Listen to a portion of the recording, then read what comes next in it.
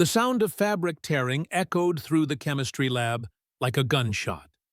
23-year-old Miss Caitlin Foster froze as 3 senior boys circled her desk. The leader holding a piece of her torn skirt in his hand, like a trophy. "Oops!"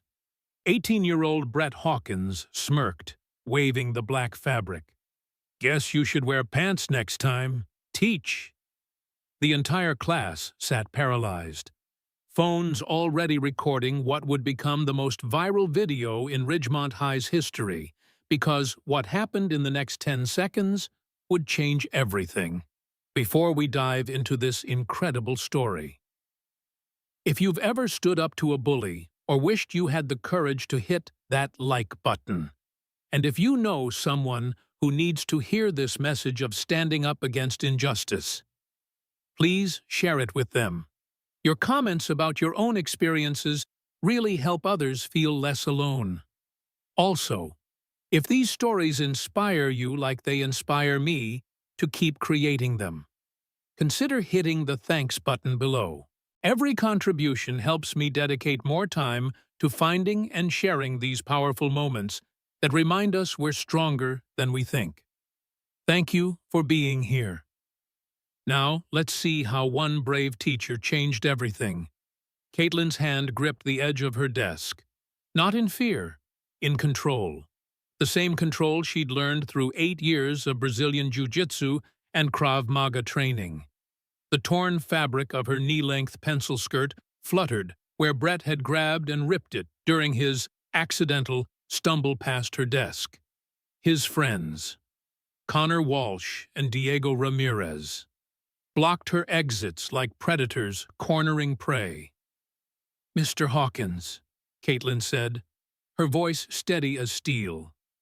"Step back, now," Brett laughed, the sound sharp and ugly in the sterile lab air. "Or what? You'll write me up, send me to Principal Morrison." He stepped closer, close enough that she could smell the energy drink on his breath.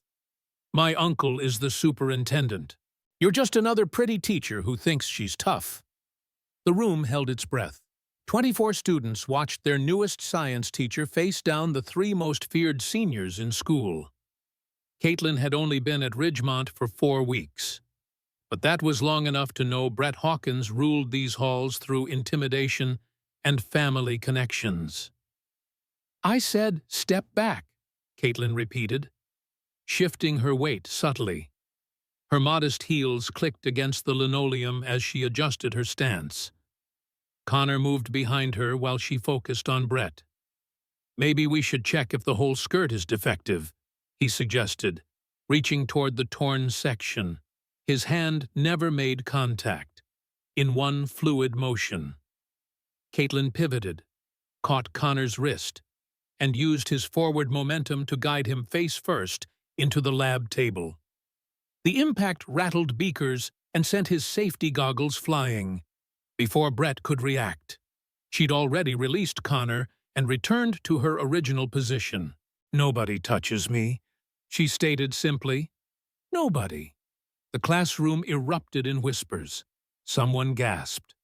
"Did you see how fast she moved?" another student whispered. "She's like Black Widow or something." Brett's face flushed crimson. "You just assaulted a student, Diego. You saw that." "Right. She attacked Connor." Diego nodded eagerly, but his hands shook as he pulled out his phone. "Yeah, man, totally unprovoked." Caitlin remained calm, gesturing to the security camera in the corner. "Everything is on video, gentlemen, including Mr. Walsh's attempted assault and your destruction of my property." "Attempted assault?" Brett scoffed. "He was just what?" Caitlin interrupted. "Just trying to tear more of my clothing. Just creating a hostile environment for a female teacher." She pulled her phone from her desk drawer. "Should I call security now? Or would you prefer to leave voluntarily?" The standoff stretched taut as a wire. Connor groaned from his position against the table, slowly pushing himself upright. His nose wasn't broken, but his ego was thoroughly bruised. "This isn't over," Brett snarled, backing toward the door. "You just made the biggest mistake of your career. My uncle will have your job by Monday." "Your uncle can try," Caitlin replied evenly, "but workplace sexual harassment is a federal offense. So is destruction of property and creating an unsafe learning environment." After they left, Caitlin turned back to her class as if nothing had happened. Now, where were we? Ah, yes, covalent bonds. But her hands gripped the marker tighter than necessary.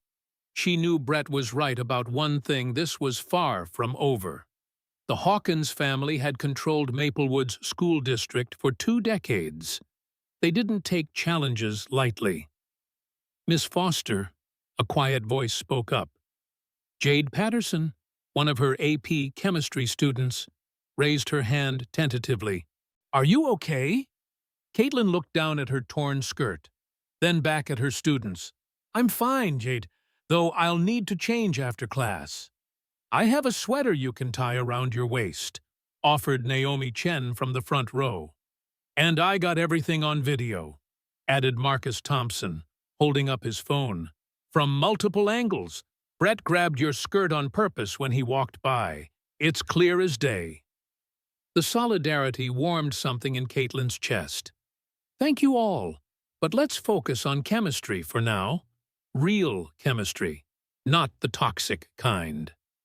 As she continued the lesson, Caitlin noticed how her female students sat a little straighter, participated a little more. Several boys, who usually joined Brett's disruptive behavior, remained unusually quiet and attentive. The bell rang 50 minutes later. Students filed out slowly, many stopping to offer support or share their own stories of harassment. Caitlin listened to each one, mental notes accumulating about the depth of the problem at Ridgemont High. After changing into gym clothes from her emergency bag, Caitlin headed to the main office. She needed to file an official report before Brett's version of events became the narrative. The secretary, Mrs. Hobbs, looked up nervously as Caitlin entered. "Oh, Miss Foster, Mr. Morrison is in a meeting with Superintendent Hawkins." "Of course he was. I'll wait." Caitlin sat in the uncomfortable plastic chair, listening to raised voices behind the principal's door. She couldn't make out words, but the tone was clear. Damage control was already underway. 20 minutes later, the door opened. Superintendent Richard Hawkins emerged first, his silver hair and expensive suit giving him an air of authority that had intimidated teachers for years. He looked exactly like an older version of Brett, down to the predatory smile. "Miss Foster," he said, not offering his hand, "I heard there was an incident in your classroom. Your nephew sexually harassed me and destroyed my property," Caitlin stated directly. "I defended myself when his friend attempted to escalate the assault." Hawkins's smile tightened. "That's a serious accusation. Brett tells a different story. Something about you attacking students unprovoked. The security footage will show the truth." "Unfortunately," Principal Morrison interjected, wringing his hands, "the camera in the chemistry lab has been malfunctioning all week. No footage from today." Caitlin felt her jaw clench, but kept her expression neutral. How convenient. Fortunately, 24 students witnessed the incident. Many recorded it on their phones. "Student recordings aren't admissible as evidence in disciplinary hearings," Hawkins said smoothly. "School policy, for privacy reasons. You understand?" The trap was elegant in its simplicity. They'd already thought of everything. But Caitlin had faced bigger bullies than Brett Hawkins. She'd just never expected to find them running the school system. "I see," she said, standing. "Then I'll be filing a police report for assault and sexual harassment. Those student videos are certainly admissible as criminal evidence." Morrison paled. "Now, Miss Foster, Surely we can handle this internally. No need to involve the law, Caitlin finished. Actually, I think there's every need. If the school won't protect its teachers from sexual assault, then I'll seek protection elsewhere. Hawkins stepped closer, using his height advantage to loom over her. You're new here, so let me explain how things work in Maplewood. The Hawkins family built this town. We employ half the population. We fund the schools, the police department, the local judges. You think you're the first idealistic young teacher to challenge us? No, Caitlin replied, not backing down an inch. But I might be the first one who knows how to fight back. Something flickered in Hawkins's eyes, uncertainty, maybe even fear. Fighting back would be a mistake. Miss Foster, ask Jennifer Martinez what happened when she tried. Oh, wait, you can't. She moved to another state after her breakdown. The threat hung in the air like a toxic cloud. Caitlin recognized the technique intimidation mixed with plausible deniability. But she'd faced scarier opponents in the ring. Is that a threat, Superintendent? It's a history lesson, he replied. Learn from it. After they left, Morrison slumped in his chair. Miss Foster, I'm trying to protect you here. The Hawkins family, they don't play fair. Neither do I, Caitlin said. Now, I need an incident report form. Morrison reluctantly provided the paperwork. As Caitlin filled it out, she noticed his hands shaking. You know, she said conversationally, I wonder how many other teachers have filed reports about Brett. Would be interesting to pull those records. Those files are confidential, Morrison said quickly. Too quickly. Of course. Just like the security footage that mysteriously disappeared. Caitlin finished the report and made copies on the office printer. She handed Morrison the original and kept 3 copies for herself. I'll be following up on this, Principal Morrison, and I expect Brett and his friends to face appropriate consequences. Morrison just nodded miserably, already knowing those consequences would never come through official channels. As Caitlin left the office, she nearly collided with a woman hurrying in. The stranger was young, maybe late 20s, with tired eyes and nervous energy. You're the new chemistry teacher, the woman said. It wasn't a question. I'm Sarah Walsh, Connor's sister. Caitlin tensed, expecting another confrontation.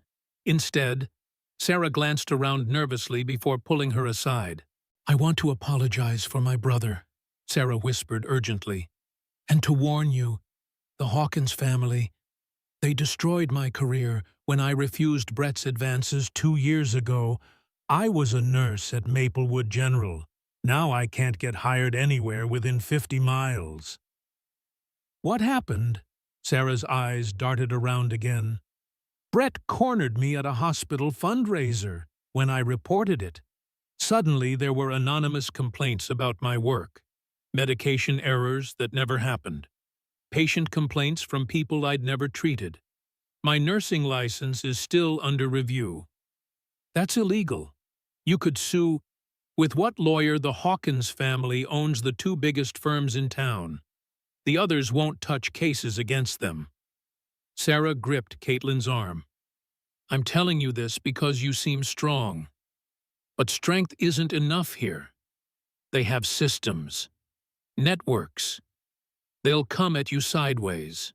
And before Caitlin could respond, Sarah hurried away, leaving behind only the lingering scent of antiseptic and fear. The rest of the day passed in a blur of whispers and stares. News of the chemistry lab incident had spread like wildfire. Students chose sides, some supporting their teacher, others siding with Brett out of fear or loyalty. During lunch, Caitlin sat in her empty classroom, door locked, reviewing her options. Her phone buzzed with a text from an unknown number. Check your car. Her stomach tightened. Through her second-floor window, She could see the faculty parking lot. A crowd had gathered around her modest Honda Civic. By the time she reached the lot, dozens of students had formed a circle around her vehicle. Someone had spray-painted here "Uptight B" across the hood in neon orange. All four tires were slashed. The driver's side mirror dangled by wires. "Oh my God, Miss Foster!" Jade Patterson rushed over. Security cameras caught three guys in hoodies, but you can't see faces. Of course not. Caitlin surveyed the damage with practiced calm, though inside her fury built like a pressure cooker. She pulled out her phone and began documenting everything. "This is what happens when you stand up to them," someone muttered. "Worth it," another student said louder. "Did you see how she flipped Connor? It was epic." Within minutes, My Justice for Foster was trending locally on social media. Videos of the morning incident flooded TikTok and Instagram, despite the school's attempts to block them. "You should leave town," a voice said behind her. Caitlin turned to find Coach Peterson, the wrestling coach, looking genuinely concerned.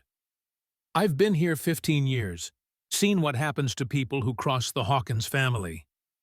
"I don't run from bullies," Caitlin replied, continuing to photograph her vandalized car.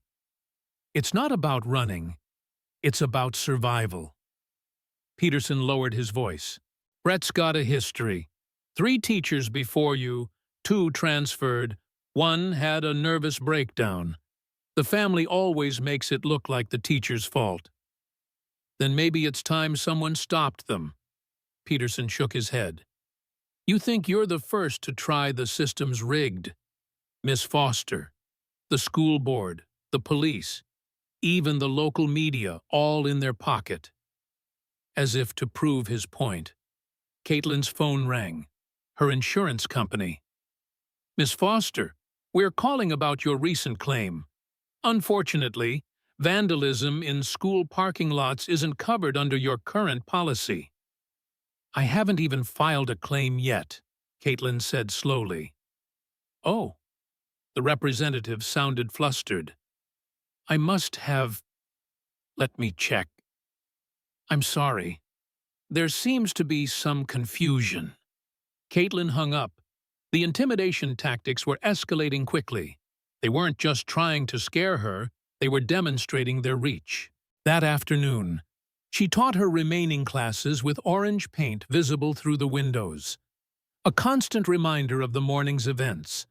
Her students were distracted, anxious, some openly worried for her safety. "Miss Foster?" Marcus Thompson approached after final bell. "My mom's a journalist in the city. She wants to interview you about what happened. Tell her thank you, but I need to handle this through proper channels first." Marcus nodded but slipped her a business card anyway, in case the proper channels don't work. As students filed out, Caitlin noticed Brett loitering in the hallway with a new group of friends. He blew her a mocking kiss when their eyes met. The message was clear: this was just the beginning. Caitlin spent the next hour alone in her classroom, grading papers and planning her next move. She'd trained for physical fights her whole life. This was different, a systematic attack on her career, her reputation, her life. Her phone buzzed. Another unknown number. This time, a video attachment. She opened it cautiously. The video showed her apartment building, her unit, her bedroom window. The camera zoomed in, showing her moving around inside from the night before. The message below read, "Nice pajamas, pink suits you." Caitlin's blood ran cold. They'd been watching her, stalking her. This went beyond school harassment. This was criminal. She immediately called the police, only to be told that without proof of who took the video, there was little they could do. "Probably just kids playing pranks," the officer said dismissively. "You know how seniors get this time of year?" "This is connected to an incident at school." "Oh, you're the teacher who attacked the Hawkins boy." "Yeah, we heard about that." The bias in his voice was obvious. Caitlin hung up, realizing the coach had been right. The system was rigged from top to bottom. That evening, she drove her damaged car to the only mechanic in town who might help her student. Naomi's father owned a small shop on the outskirts of Maplewood. "Miss Foster," Mr. Chen greeted her, shaking his head at the damage. "Naomi told me what happened. Those boys have been terrorizing people for years. Can you fix it?" "I can try, but—" He looked uncomfortable. "The Hawkins family owns the parts supplier. If they blacklist me—" "I understand," Caitlin said. "I'll pay cash, no paper trail." Mr. Chen studied her for a moment. "You know, my daughter came home today talking about how you stood up to those bullies. First time I've seen her excited about school in months." He grabbed his tools. "I'll fix your car. Some things are more important than money." While Mr. Chen worked, Caitlin sat in his small waiting room, planning her next move. She couldn't fight the Hawkins family through official channels. They owned those channels. But there were other ways to expose corruption. Her phone rang. Her mother, calling from Seattle. "Caitlin, honey, I just got the strangest call," her mother's worried voice said. "Someone claiming to be from your school, asking about your mental health history." "What did you tell them?" "Nothing, of course. But they knew things, Katie. About your father's death, about the therapy you had in college. How would they know that—" Caitlin gripped the phone tighter. Her father had died in a car accident when she was 19, a drunk driver from a wealthy family who got off with community service. It was why she'd started training in martial arts, channeling her rage into discipline. "They're trying to build a case against me," Caitlin explained. "Make me look unstable. Maybe you should come home," her mother pleaded. "This job isn't worth—" "Mom, they sexually harassed me. They're stalking me. If I run now, they'll do it to the next teacher and the next." "You're just like your father," her mother sighed, "always fighting battles for other people." After the call, Caitlin sat in the gathering darkness, watching Mr. Chen work on her car. She thought about Sarah Walsh, about Jennifer Martinez, about all the teachers and students who'd suffered in silence because fighting back seemed impossible. Her phone buzzed again. This time, it was an email from Human Resources. "Dear Miss Foster, we've received concerning reports about your classroom management. Please report to the district office tomorrow at 8 a.m. for a formal review." The meeting was scheduled during her first period class. They were trying to make her choose between defending herself and abandoning her students. Classic manipulation tactic. Caitlin forwarded the email to her personal account, then opened her laptop. If they wanted to play dirty, she'd need to document everything, every threat, every incident, every piece of evidence. As she typed, she noticed movement outside the shop window. A black SUV with tinted windows had parked across the street. It had been there for 20 minutes now. Engine running. "Mr. Chen?" she called quietly. "Is there a back exit?"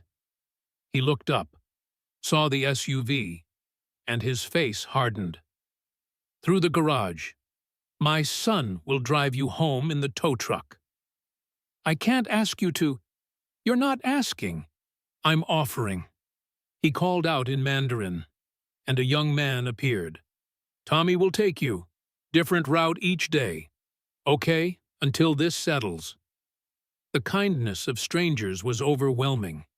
As Tommy drove her home through back streets, Caitlin realized she wasn't fighting alone anymore. The community Brett and his family had terrorized for years was quietly choosing sides. Back at her apartment, Caitlin triple-checked her locks and pulled her curtains tight. She set up her laptop in the bathroom, the only room without windows, and began researching. The Hawkins family had a long history in Maplewood, but every dynasty had secrets. 3 hours later. She found something interesting. A lawsuit from 5 years ago, settled out of court and sealed. But the plaintiff's name was visible: Jennifer Martinez, the same teacher who had had a breakdown. Caitlin dug deeper, using skills learned from her journalist roommate in college. Property records showed the Hawkins family had bought Martinez's house for well below market value 2 weeks after she left town. They'd profited from destroying her. Her phone rang. Unknown number. Against her better judgment, she answered. "Miss Foster." The voice was female, older, professional. "This is Patricia Coleman from the State Education Board. I received some interesting videos today regarding an incident at Ridgemont High." Caitlin's heart leaped. Finally, someone outside the local system. "However," Coleman continued, "I also received a formal complaint from Superintendent Hawkins about your violent behavior toward students.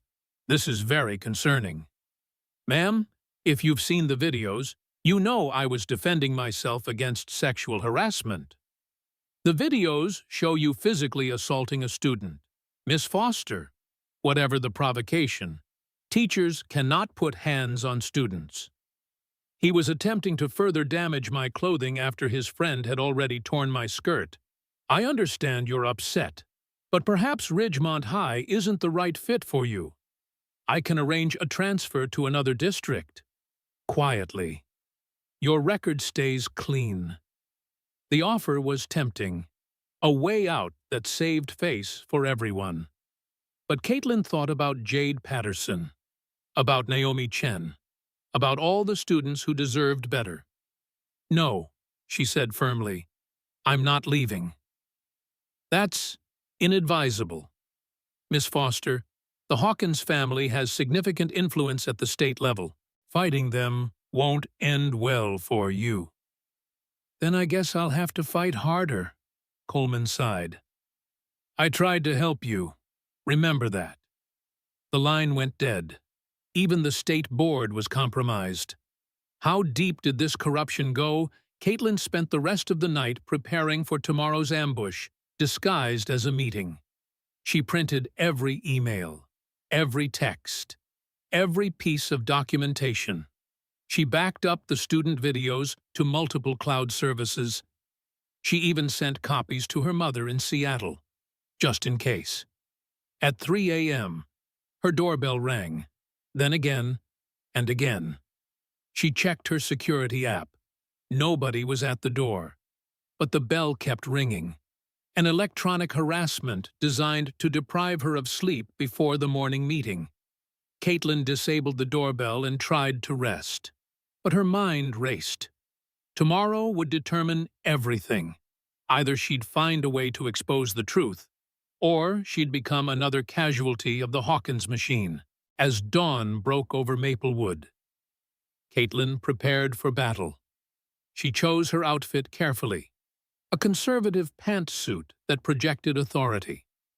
She styled her hair in a tight bun, applied minimal makeup. If they wanted to paint her as unstable or unprofessional, she'd give them nothing to work with. Her phone had 17 missed calls from unknown numbers overnight. 3 emails from HR, each more threatening than the last. A text from Brett that simply said, "Last chance to apologize." Caitlin deleted them all and drove to school in her hastily repaired car. The orange paint ghost still showed through Mr. Chen's quick patch job. But at least the tires held air. The faculty parking lot was strangely empty for 7:30 a.m.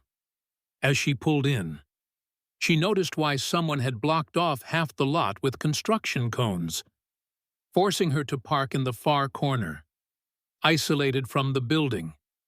Walking across the empty lot, Caitlin felt eyes on her. Windows in the main building showed faces watching her approach. The black SUV from yesterday was parked by the main entrance. Inside, the hallways were deserted. Her footsteps echoed as she made her way to the district office wing. The secretary's desk was empty, but voices carried from the conference room. Caitlin checked her phone one last time. Marcus Thompson had sent a message. "Mom's editor is interested. Says this could be huge if you have proof." Proof. Everything came down to proof in a system designed to hide evidence. She knocked on the conference room door and entered without waiting for permission. The scene inside made her stomach drop. Superintendent Hawkins sat at the head of the table, flanked by the entire school board. Principal Morrison hunched in a corner. 3 people in suits she didn't recognize, lawyers, probably, and in the witness chair, crying dramatically, sat Brett Hawkins with a black eye she certainly hadn't given him. "Miss Foster," Superintendent Hawkins said with a cold smile, "so good of you to join us. We were just reviewing the evidence of your violent assault on my nephew." The trap was set. The game was rigged. But Caitlin had learned long ago that sometimes the only way to win a rigged game was to flip the board entirely. She pulled out her phone, hit record, and said the words that would change everything. "Before we begin, I should mention that this entire meeting is being live-streamed to 1,200 followers. So please, Superintendent Hawkins, tell me more about this evidence you've fabricated." The room erupted in chaos, but Caitlin stood firm. The real fight was just beginning. "Turn that off immediately," Superintendent Hawkins roared, lunging across the table. Caitlin sidestepped smoothly, keeping her phone raised. "Actually, that would be destruction of evidence. Again, my viewers have already screen-capped your nephew's fake black eye. Amazing how it appeared overnight." Brett jumped up, his performative victim act crumbling. "You lying! Sit down, Brett." His uncle's voice was ice. The lawyers were frantically typing on their phones, probably trying to figure out the legal ramifications of attempting to silence a live stream. "Miss Foster," one lawyer spoke carefully, aware that 1,200 people were watching. "Recording without consent is public meeting doctrine." Caitlin interrupted. "Any meeting involving public officials discussing public employee matters is subject to transparency laws. I'm sure your law degree covered that." The viewer count climbed rapidly. 1,500, 2,000. Comments flooded in supporting Caitlin. Principal Morrison found his voice. "Perhaps we should postpone until—" Caitlin stepped further into the room. "We're doing this now. All of it. Starting with why Brett Hawkins has never faced consequences for 3 years of documented harassment." She pulled out a thick folder. 14 incident reports, 9 different teachers, 23 students, all buried by this administration. "Those are confidential," Hawkins started. "Were confidential, until whistleblower protections kicked in." Caitlin opened the folder. October 15th, 2022. Brett cornered freshman Melissa Santos in the art supply room. She reported it. Nothing happened. The report vanished. "You can't prove—" December 3rd, 2022. Brett and friends vandalized Ms. Jennifer Martinez's car. Security footage mysteriously corrupted. She was later driven out of town. "This is slander," Brett shouted. "Truth is an absolute defense against slander." Caitlin continued. January 20th, 2023. Brett groped substitute teacher Amanda Chen. When she complained, she was blacklisted from the district. The live stream comments exploded. Parents recognized their children's names. Former teachers confirmed incidents. The viewer count hit 5,000.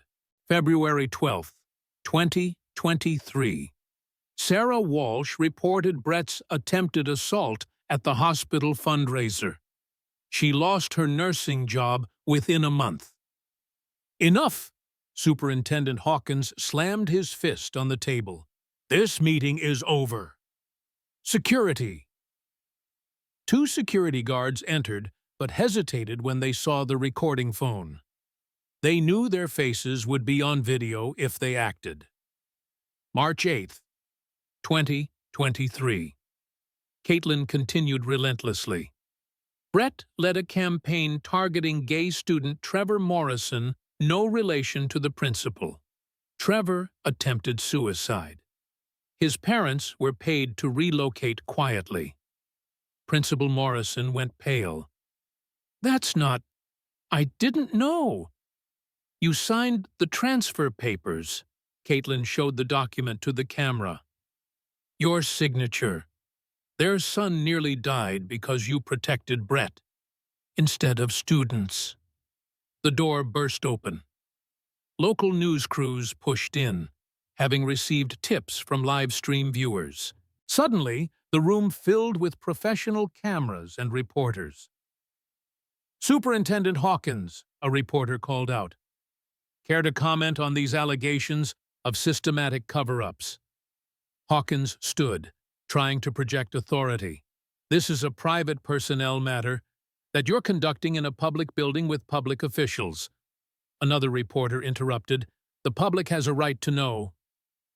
Brett made a fatal error. Seeing the cameras, his temper exploded. He shoved past Caitlin, or tried to. She shifted her weight slightly, and he stumbled into the wall. "She tripped me," he yelled. "You all saw it. She keeps attacking me." "I moved," Caitlin said calmly. "You fell, much like how you accidentally tore my skirt yesterday." "You beat Brett." His uncle's warning came too late. Brett spun and swung at Caitlin. Time slowed. 8 years of training crystallized into perfect motion. She redirected his punch, used his momentum against him, and guided him into what looked like a simple sprawl. To observers, Brett simply tried to hit her and ended up on the floor. "That's assault," Caitlin announced clearly. "On camera, multiple angles. No mysteriously corrupted footage this time." Police officers arrived, called by concerned viewers. The lead officer surveyed the chaos. "We've received multiple reports of assault, harassment, and corruption. Everyone stays put." "Officer Johnson." Superintendent Hawkins tried his usual tactic. "Surely we can..." "Sir, I've got 300 emails in the last 10 minutes with evidence of crimes. Real evidence. Videos, documents, witness statements." Officer Johnson looked disgusted. "Did you really think you could keep hiding this?" The next hour unfolded like dominoes falling. Parents flooded the building demanding answers. School board members distanced themselves from Hawkins. Lawyers advised their clients to stop talking. Brett was arrested for assault, with additional charges pending. The black eye makeup smeared during his arrest, captured perfectly by news cameras. "This goes deeper," a new voice said. FBI agent Sarah Chen, no relation to the students, entered with a team. "We've been investigating the Hawkins family's finances. The school corruption is just the tip." Superintendent Hawkins' face went gray. "I want my lawyer." "You'll need several," Agent Chen replied. "Embezzlement, racketeering, obstruction of justice. Your nephew's behavior opened a door to much bigger crimes." As authorities processed the scene, Caitlin found herself surrounded by students who'd rushed to school after seeing the live stream. Jade Patterson was crying. Marcus Thompson looked vindicated. Naomi Chen hugged her tighter. "You did it," Jade whispered. "You actually did it." "We did it," Caitlin corrected. "Every student who spoke up, every parent who demanded better, every person who shared the stream. Change takes a community." The aftermath moved quickly. By noon, Superintendent Hawkins was in federal custody. Principal Morrison resigned, finally freed from years of shameful compliance. Brett's other victims came forward, building an overwhelming case. That afternoon, Caitlin tried to teach her chemistry class, but the energy was electric. Students who'd never spoken in class raised hands. Girls who'd hunched defensively sat tall. The culture shift was palpable. "Miss Foster," the intercom crackled. "Please report to the main office." The class tensed, but Caitlin smiled. "Probably more paperwork. Continue reading Chapter 12. In the office, she found State Education Director Patricia Coleman, the same woman who'd tried to silence her last night. But Coleman's attitude had transformed. "Miss Foster," Coleman began formally, "I owe you an apology. The State Board reviewed everything. We're appointing an emergency oversight committee for Maplewood schools. We'd like you to serve on it." "I just want to teach," Caitlin replied. "You can do both. Your actions exposed systemic failures we've ignored too long. We need voices like yours in leadership." Caitlin considered it. Full transparency, no backroom deals. Everything public, full accountability. Coleman looked ashamed. "I knew something was wrong here. I was just too cowardly to fight it. You showed us what courage looks like." Over the following weeks, the investigation expanded. The Hawkins family's empire crumbled as financial crimes surfaced. Money meant for schools had funded private jets.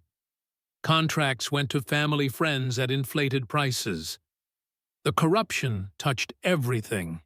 Brett pleaded guilty to multiple charges, receiving 2 years in juvenile detention and mandatory therapy. His parents, freed from the superintendent's influence, finally acknowledged their son needed help. Connor Walsh publicly apologized, admitting he'd enabled Brett out of fear. He started attending therapy and transferred schools to begin fresh. Diego Ramirez testified against Brett in exchange for community service, which he served by speaking at other schools about breaking free from toxic friendships. Jennifer Martinez returned to Maplewood, reinstated with back pay and damages. She took over as interim principal, bringing compassion born from her own suffering. Sarah Walsh got her nursing license restored and returned to the hospital, where she implemented new protocols for reporting workplace harassment. The ripples spread beyond Maplewood. Caitlin's live stream inspired teachers nationwide to document and report abuse. The hashtag #TeachersDefendingStudents trended for weeks. Congress held hearings on corruption in education. 3 months later, Caitlin stood in her repaired classroom, watching students work on their final projects. The walls displayed their work proudly. The energy was collaborative, not fearful. "Miss Foster." Jade Patterson approached with a gift bag. We all pitched in. Inside was a custom T-shirt reading "The Teacher Who Fights Back," with a chemical formula for courage underneath. The back listed every student's name from that fateful chemistry class. "We wanted you to know," Marcus Thompson added, "that you changed our lives, not just by fighting Brett, but by showing us we deserve teachers who protect us." Caitlin's eyes misted. "You all protected each other. That's the real lesson." Her phone buzzed. An email from a production company wanting to turn her story into a movie. She deleted it. The real story wasn't about one dramatic confrontation. It was about a community learning to stand together against systemic abuse. That evening, Caitlin taught a self-defense class in the gym. 40 students, mostly girls, but several boys too, learned basic protection techniques. But more importantly, they learned confidence. "Remember," she told them, "physical defense is the last resort. Your voice is your first weapon. Document everything, support each other, and never let anyone convince you that power means more than justice." As class ended, the new principal, Jennifer Martinez, stopped by. "The school board approved your proposal.